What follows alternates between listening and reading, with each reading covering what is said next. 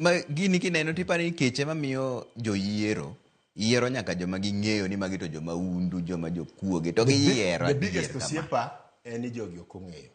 Wacho ami example mar mama cha. Wadwaro civic education.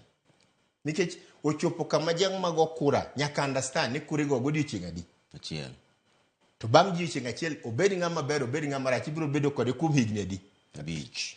Higni abich roughly and almost ndalo 2,000. Mistake mitimo gi ndalo achiel dwa ketie jela kuom ndalo 2,000. Kata mana wan sani part of the reason momiyo noko yerwa ni unu jokocha despite the fact ni bende iliekri ni jazz mio sani the same people nyocha neno I'm sure you saw it nyocha neno achiel kuom ndalo moko na dhi campaign Ugenya ka campaign Ugenya siepna mana dhi campaign dalane to ng'ato oro den in kawuono wanegi ere kaka inyalo kelo jasembo nika ng'ama no oro ni message ni dwa nege no ema nyondiko barua ma 20 pages ko complain go ne governor Masani Masiaya ni kata mana Uganjwa ka isebire deriyo nyaka ne yieri. So really we need civic education. To nikech the truth of the matter is, and ingeni gigi kinyiso jopiny they don't understand. Kata jatelo bedo mana maber nadi. A time has to come manyako. And usually dhano bedo remembered gigi motimo ne jo dhano wadgi.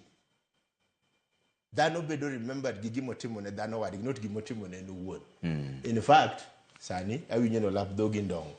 Dhiye dala ku. Tilor dhodi ibiro koni ng'ama jawuoro to wamiyo kura.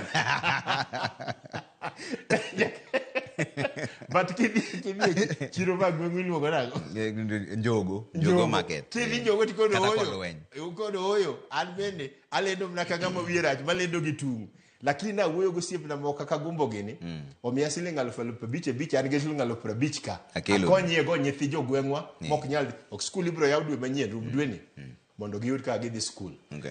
Wadog chien osiepna mondo ji understand. I mean look at somebody ng'ato kaka an sami kwalo jopiny ikoso ne Nyasaye. Why? Awuok at skul muno kano tunga higa 84 katimo uto utendo na okotimo haya wan watimo haya. Achwado gi tienda minyaka chopo kamoro no papo. Ka Nyasaye okonyi mibedo engineer mibedo nyaka mbunge. Sami kwalo jok manomigi donge ikelo kuom koa kuom Nyasaye okoa kuom dhano wadu. So ananyalo kwayo jopinywa. It's going to be difficult. The truth of the matter, any siasa makanya kasani is very expensive. Gijo moko bencha dwaro kata kombe mag bedo MP kaka to kweno tiyo ga 150 million dwaro kom mar MP. To pesa no beduogo. Koso koro mano odonjo kong'eni odhe kwano. An kaka ng'iye Trevor, kidonje siasa in my view.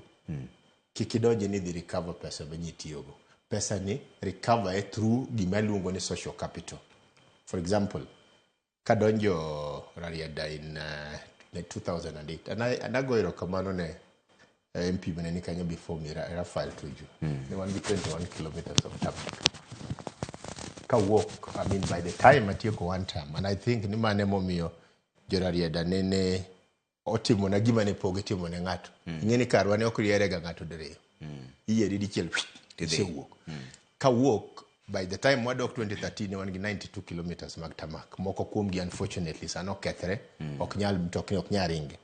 So to me whatever amount of money manatiogo I don't think it was enough to build an extra 70 plus something kilometers of tarmac.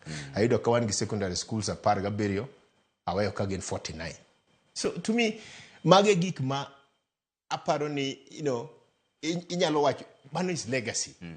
Any legacy, but kidhi kucho ni every it's even the meaning. Ingama mbunge ioro siling 1,800 ne japuonj no dhi ogere go school to kinyi chak ioro ng'at ni ng'eni jatelo dwaro 80 kinyo dhi garambe. I mean nyaki bed ng'ama nigi sunga chune. Nani ketho. Yes, idongi ketho. To koro king'iyo sirikal